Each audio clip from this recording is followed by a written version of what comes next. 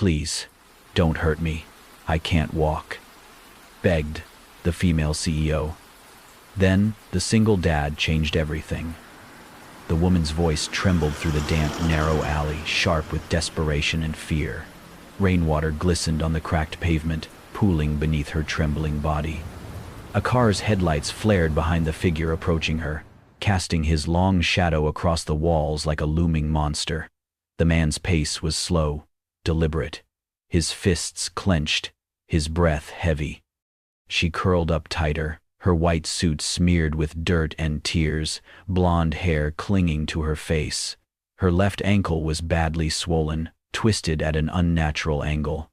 She winced, trying to move, but the pain sent fresh tears streaming down her cheeks. At that moment, around the corner at the end of the alley, a man appeared, tall, rugged, carrying a little girl wrapped in a faded yellow raincoat. His clothes were worn, his boots wet, his expression tired. But when he heard the voice, so raw, so broken, he stopped. The little girl stirred in his arms. "Daddy, is she gonna die?" she whispered. The man set her gently on the ground. "Stay here," he said softly but firmly. She nodded, clutching a small stuffed rabbit to her chest. Without hesitation, he stepped forward into the alley. His voice rang out, low and commanding. "Step away from her, now." The man looming over the woman turned, startled. For a moment, tension rippled in the rain-soaked air. But the stranger's eyes, sharp, steady, unflinching, were locked on him. There was something in that gaze that stopped the aggressor cold. Not fear, not rage, just quiet certainty. The would-be attacker took a step back, then another, and without another word, he turned and disappeared into the shadows. The blonde woman blinked in disbelief, her breath catching as the man approached. Her limbs trembled, not just from pain, but from shock. The little girl peeked from the alley's entrance, her eyes wide. Lightning flashed, thunder rolled. The man knelt beside the woman, his voice soft now. "You're safe.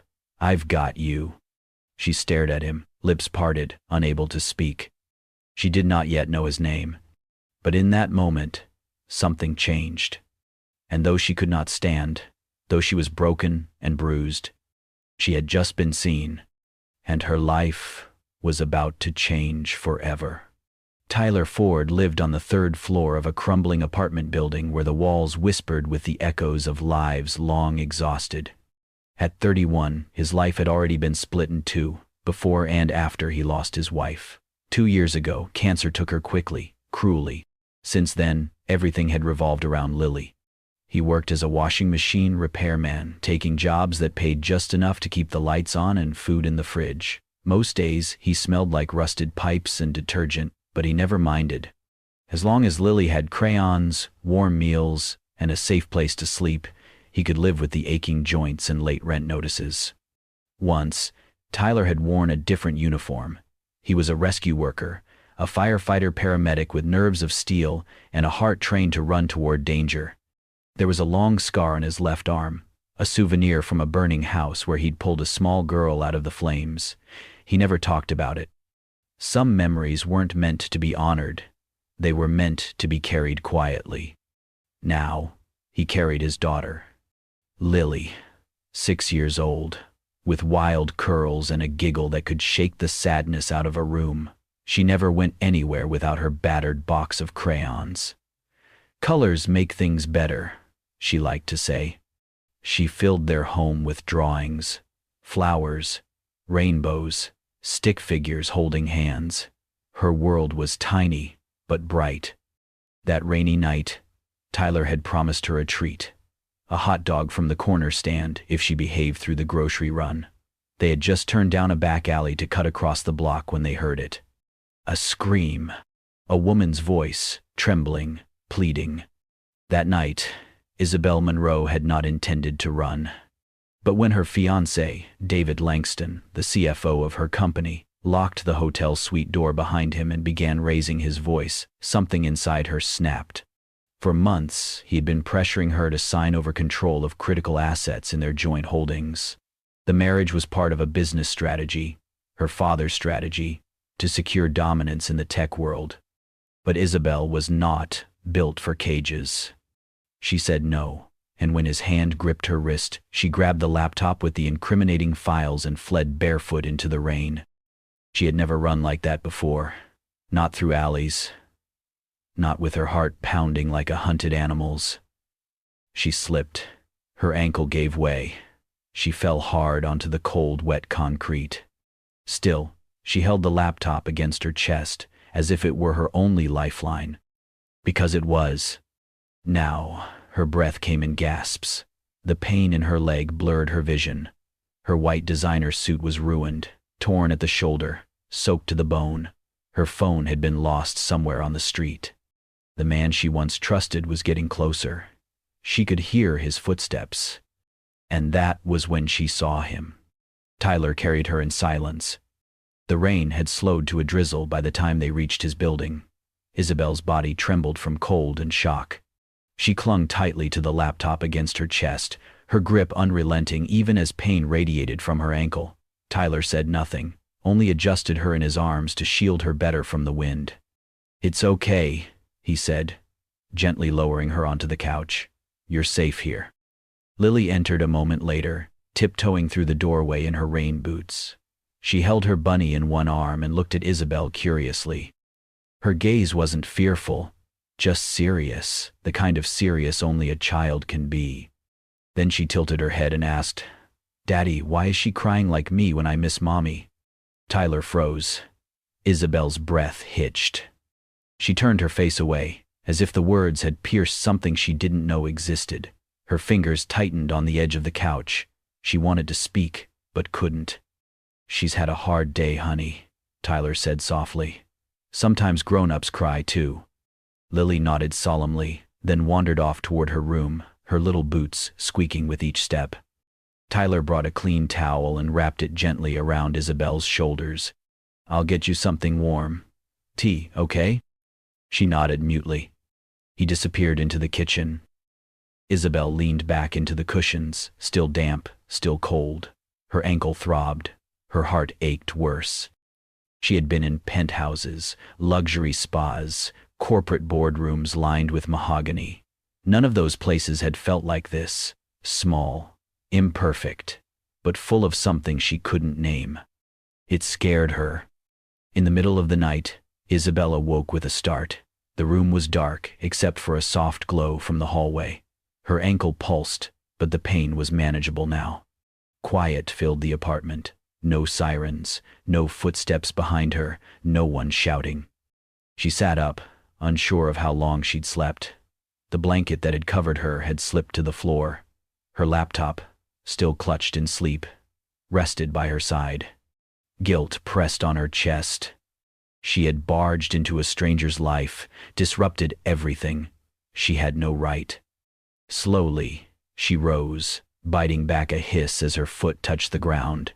She limped toward the door, hoping to leave before dawn. No notes, no thanks, just disappear. But as she reached for her shoes by the door, she stopped. They weren't wet anymore. They had been carefully dried and patched. The loose sole had been stitched up with clean, deliberate lines. Next to them was a folded towel, fresh and warm. On top of it, a small piece of paper. The handwriting was rough, but steady. "Your foot's not better yet. You can stay. It's okay." Isabel stared at it for a long moment. No conditions, no expectations, no price. Just kindness. She sank slowly to the floor, the paper trembling in her hand. All her life, she had fought to prove herself, to be good enough, sharp enough, strong enough. But here, in a tiny apartment with a broken floorboard near the sink and crayon drawings on every wall, she felt something she never had in her glass-towered world. Accepted, for nothing more than simply being. The first morning after, Isabel woke to the faint whistle of a kettle and the soft clatter of pans from the small kitchen. For a moment she thought she was still in her penthouse, with staff preparing breakfast according to schedule. But then she saw the modest couch beneath her, the worn curtains fluttering from a draft, and the drawings taped across the refrigerator. She was not in her world anymore. Tyler appeared carrying a steaming mug. He placed it on the small table beside her. The sharp scent of ginger filled the air. "Drink this," he said, his voice calm. "It'll help with the pain." She sat up slowly, testing her injured ankle. It still throbbed, but the swelling seemed less than the night before. She sipped the tea. It was spicy, strong, oddly comforting. "You made this yourself?" she asked, almost surprised. "Old habit," he replied, sitting down on the edge of the coffee table with a roll of bandages. "Ginger tea, clean water, steady hands. That's all it takes sometimes." Without another word, he gently lifted her foot onto his lap. His touch was steady but careful, never lingering, never invasive. He removed the old bandage, cleaned the wound, and began to rewrap it. Isabel watched in silence. She had been surrounded by assistants and advisors for years, but none of them had ever cared for her like this. Not with patience, not with attention, not without expectation. "You've done this before," she murmured. He nodded once. "Rescue work, fires, accidents. You learn to keep calm, even when you're falling apart inside." Her eyes softened. She wanted to ask more, but before she could, he reached for her jacket, torn from the struggle in the alley. He pulled a small sewing kit from the shelf and began threading a needle. "You don't have to," she started. "I know," he interrupted gently, "but it's worth fixing." The thread was a little uneven, the stitches imperfect. Still, he worked with such focus that something in Isabel's chest broke open. The tears came suddenly, unstoppable. She covered her face with her hands, ashamed. Tyler paused. "Did I hurt you?" She shook her head, her voice breaking. "No, I'm not used to this, being cared for." He didn't push her to explain. He simply handed her a tissue and said, "Everyone deserves it, even you." That was when small footsteps pattered across the floor. Lily appeared, her hair in wild curls, her pajamas covered with stars.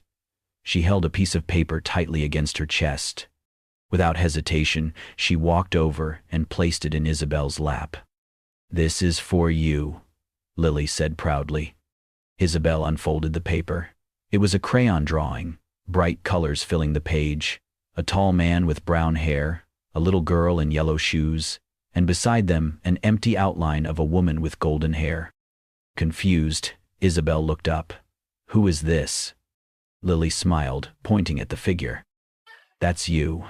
I left the space empty for a long time, waiting for someone who belongs. I think it's supposed to be you now." Isabel's throat tightened. Her hands shook as she held the picture. "Sweetheart," she whispered, struggling to find words. "Why me?"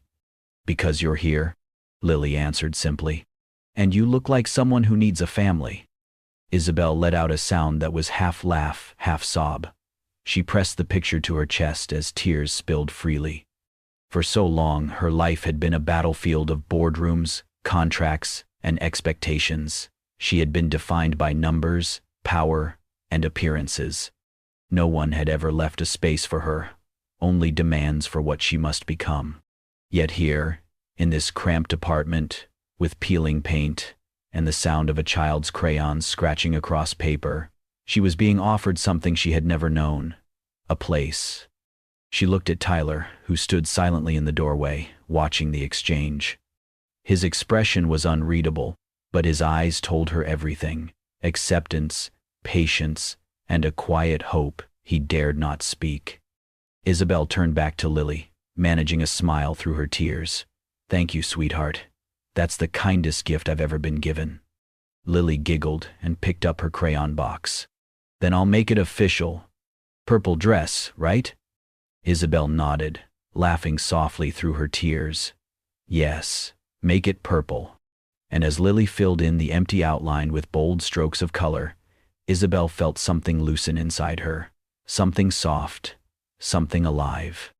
For the first time in years, she felt what it meant to belong. Isabel's ankle was healing slowly. Each morning brought a little more strength, a little less pain, but walking was still difficult. She hated the feeling of weakness, of needing help, but Tyler never made her feel small for it. He offered his arm without a word, let her lean on him as they moved through the apartment. When she stumbled, he steadied her. When she winced, he paused. There was no pity in his actions, just presence and patience. Just one step at a time, he'd say gently, his voice low and calm. Isabel would nod, focusing on the rhythm of their movement. Step, breathe, balance. It became their quiet ritual, a rhythm of trust that neither of them named out loud. One sunny Saturday morning, Lily announced it was time to make pancakes. "Daddy makes them okay," she said with an exaggerated shrug, "but I bet Isabel makes them fancy." "I wouldn't count on it," Isabel warned with a smirk. "I've never actually cooked anything myself." Lily's eyes widened. "Never?" "Nope, not even toast." Tyler raised an eyebrow. "That's about to change." They gathered in the small kitchen, elbows bumping as they mixed batter in a cracked ceramic bowl. Lily stood on a chair to reach the counter, her curls bouncing with excitement as she gave orders like a seasoned chef. "More milk, not too many eggs, and wait for the bubbles before flipping." Isabel tried to follow the directions, but the first pancake stuck. The second one folded in on itself. The third one somehow caught fire. Tyler snatched the pan off the burner, waving a dish towel at the thin trail of smoke. "I think that one's yours," he joked, nudging the blackened blob toward Isabel's plate. They all laughed. Real laughter that came from the belly, loud and unguarded. It filled the kitchen like sunlight. When they finally sat down to eat, the pancakes were uneven, a little burnt, some even raw in the middle. But Lily grinned as she took a big bite. "These are dorky pancakes," she declared, "but dorky is good." They ate slowly, letting the golden light pour over the table. Outside the window, the city bustled on, but inside, time seemed to soften. Lily chattered about school, how she'd almost won the spelling bee, how her teacher wore socks with cats on them, how she'd told the class that Isabel was her, maybe new mom. Isabel froze for half a second, eyes meeting Tyler's across the table. He didn't react, just reached over and poured more syrup onto Lily's plate like it was the most natural thing in the world. That evening, after Lily had fallen asleep surrounded by coloring books and plush animals, Isabel and Tyler sat on the couch, watching the soft flicker of headlights from the street below. The television was off. The quiet between them was full, not empty. Isabel pulled the blanket closer, her body still tired from practicing steps earlier. Without thinking, she leaned sideways and rested her head on Tyler's shoulder. He didn't move. She could feel the steady beat of his heart beneath her cheek, the warmth of his presence grounding her. "You don't know," she whispered, "but you've saved me from so many things." Her voice was barely more than breath, but he heard her. He didn't turn, didn't ask what she meant. He simply said, "I didn't save anyone. I just saw someone who needed help." She closed her eyes. That answer, quiet, honest, unheroic, cut through all the noise she'd lived with for years. No one had ever looked at her and seen a person before. They'd seen opportunity, strategy, success. But Tyler, he saw someone who was hurting, and instead of walking away, he stayed. And that, she realized, was what love might actually be. Not grand gestures, but the willingness to stand still with someone until they could walk again. It began with a phone ringing in the hallway, then the buzzing at the front door, then the knock, loud, firm, too familiar. Isabel froze, her hands still soapy from washing dishes. Tyler glanced out the window, then quickly closed the curtain. "Don't move," he said calmly. She didn't need to ask. The moment she saw the sleek black car parked on the street, she knew. They had found her. Within hours, more arrived. A cameraman, a woman in a tight blazer with a microphone, A man from legal wearing a tie that screamed damage control.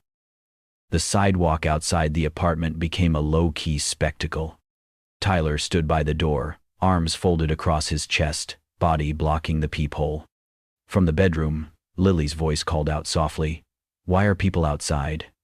"It's okay, honey," Isabel said, trying to keep her voice steady. "They're just lost." Later that evening, as the reporters grew tired and the knocks faded into silence, Isabel received a message from the board. An offer. A generous one. Millions of dollars in new compensation, full reinstatement, rebranding, reputation management. All she had to do was come back, sign the papers, smile for the cameras, and pretend none of it had happened. She stared at the message for a long time. Then she closed the laptop and walked into the kitchen where Tyler stood drying a dish with an old checkered towel. "I'm not going back," she said.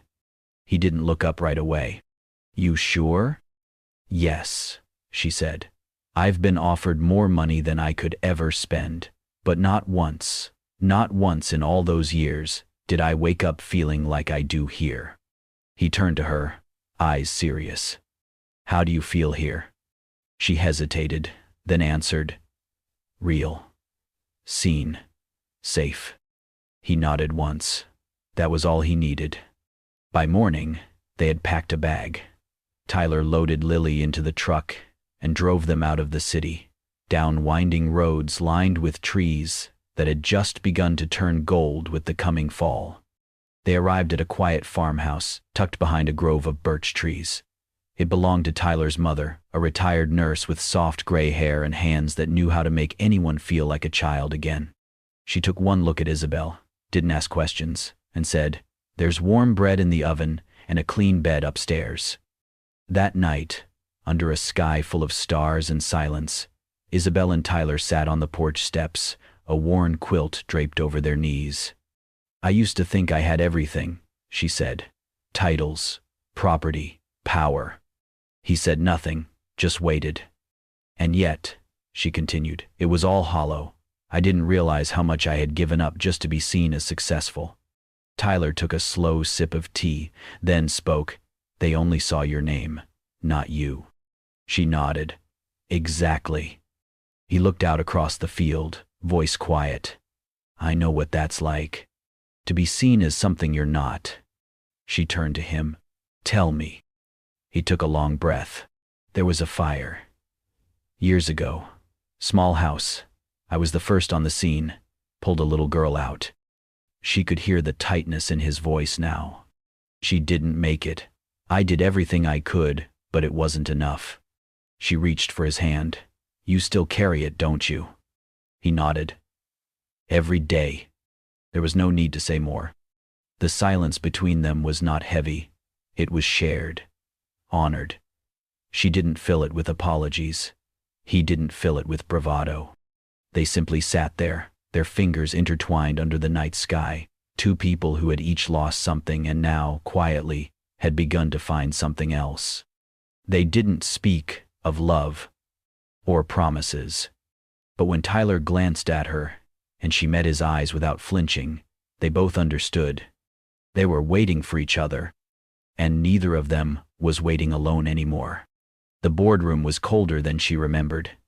Not in temperature, but in energy. Polished glass walls, marble floors, and metal fixtures reflected every sterile inch of the space where Isabel Monroe had once commanded attention with just a glance. Now, she limped. Her steps echoed in uneven rhythm, one heel slightly dragging from the healing ankle. She wore no designer gown, no diamond accessories. Just a clean navy suit and determination burning in her eyes like fire refusing to be extinguished. Every head turned. The whispers started immediately. She came back. She actually showed up. What is she thinking? But no one stopped her. David Langston stood at the front of the room, smug, relaxed in the seat that once belonged to her. He smirked, leaning into the microphone. "Miss Monroe," he said, oozing false politeness. "How unexpected. I assumed you'd finally accepted your place off the board." Isabel didn't flinch. She walked straight to the center of the room, steadying herself with one hand on the table as she faced the crowd of shareholders, executives, and former allies. Her voice was clear, unshaken. "I came back to finish this the right way." David opened his mouth to respond, but she raised her hand. Calm, quiet, authority. The kind she used to wield like a blade. "I may not walk the same way I used to," she said, glancing briefly at her ankle, "but I stand taller now, because I stand for myself." The room hushed. With one tap on her laptop, the large screens behind her lit up. Spreadsheets, emails, confidential memos. All of it streamed into the room, proof of the fraudulent dealings, manipulated contracts, and the internal corruption orchestrated by David and several other board members. Gasps broke the silence. A few people shifted uncomfortably in their seats. Isabel turned slowly, making eye contact with every person in the room. "You thought I disappeared because I was weak," she said. "But I left because I needed space to remember who I was before you all convinced me I had to be someone else." David stood abruptly, trying to regain control. "This is reckless. Do you have any idea what this could cost you?" She looked at him, really looked, and saw for the first time how small he truly was. "I do," she said, "and I'm ready to pay it." She pulled out a document from her folder and placed it on the table with deliberate precision. "This is my formal resignation, effective immediately. I'm relinquishing my position, my shares, and every last piece of control you ever thought you had over me." The silence that followed was thunderous. "You can keep your board seats, your stock options, your empire built on fear and silence," she added. "But I will no longer be part of it."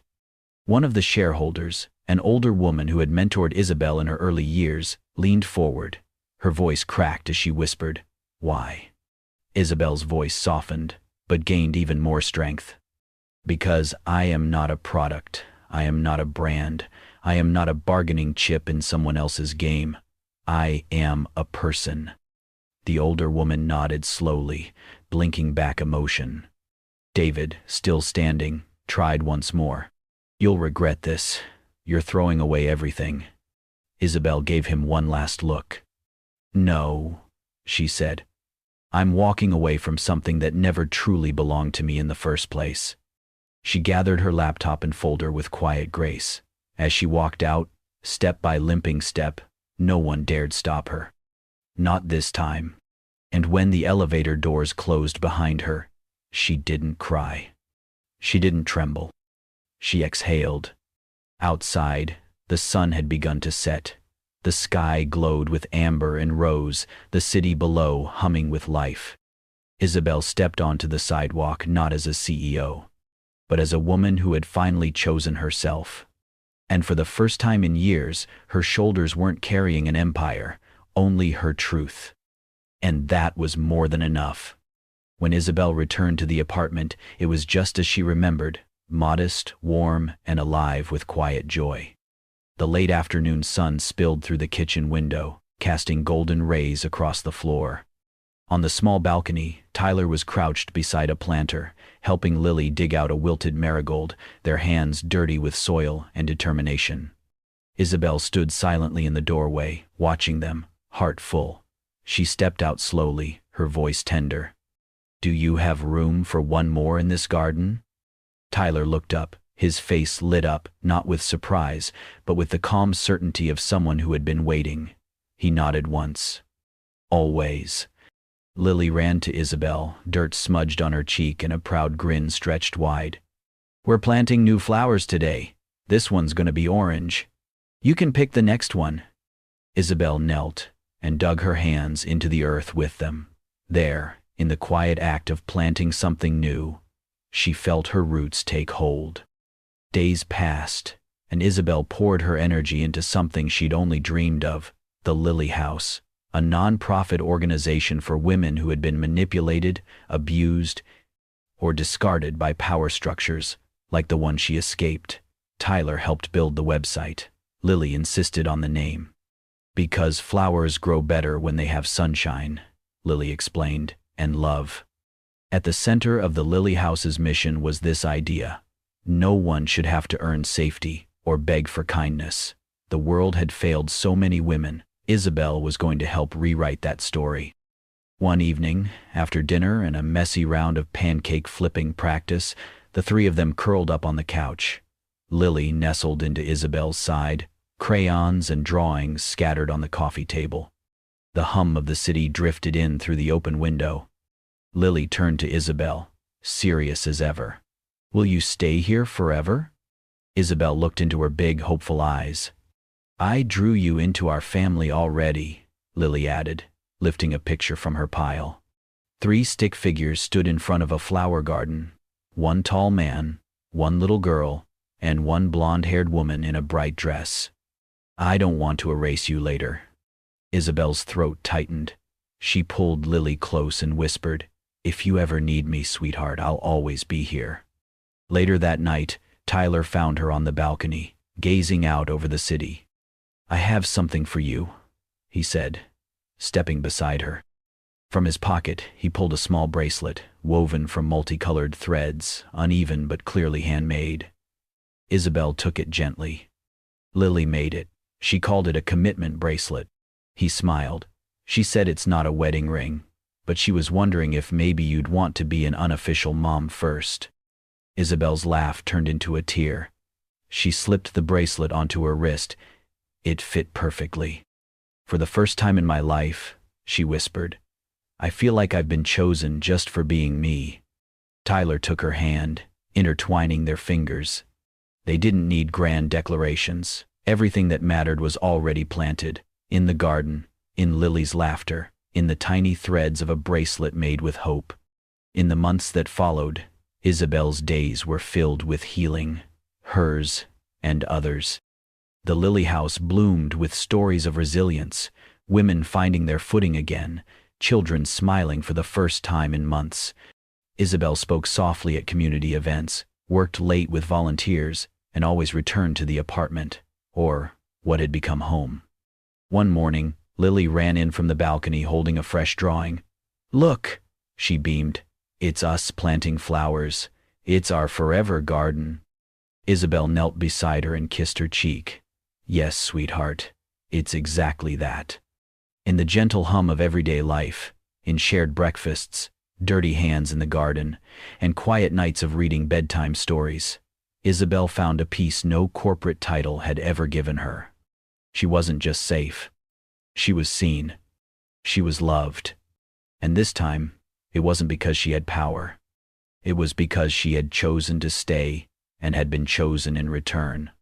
Sometimes, family isn't something you're born into.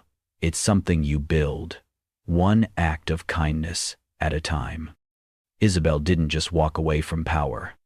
She walked toward something real. A little girl who believed in her, a man who never asked her to be perfect, and a life where love didn't come with conditions, only choices. If this story touched your heart, please don't forget to like, comment, and share it with someone who might need a little light today. And if you believe in the power of love, healing, and second chances, subscribe to Kindness and Love Tales, because every week we bring you stories that remind us kindness is the richest love story of all.